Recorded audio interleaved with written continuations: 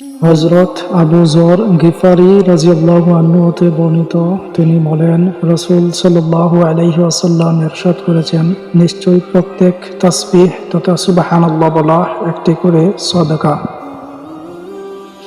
এবং প্রত্যেক তাকবীর তথা আল্লাহু আকবার বলা একটি করে সদকা, প্রত্যেক প্রশংসায় আলহামদুলিল্লাহ বলা একটি সদকা, প্রত্যেক লা ইলাহা ইল্লাল্লাহ বলা একটি সদকা, ভালো কাজের আদেশ দেওয়াও একটি সাদকা,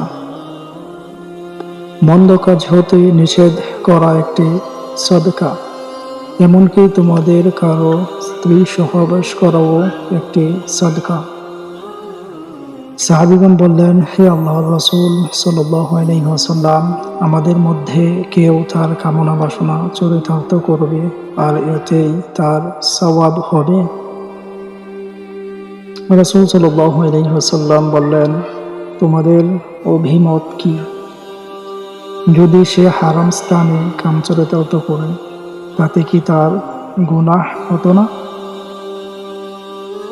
আর যদি সে তা হালাল স্থানে রাখে, তবে তার জন্য অবশ্যই সওয়াব রয়েছে।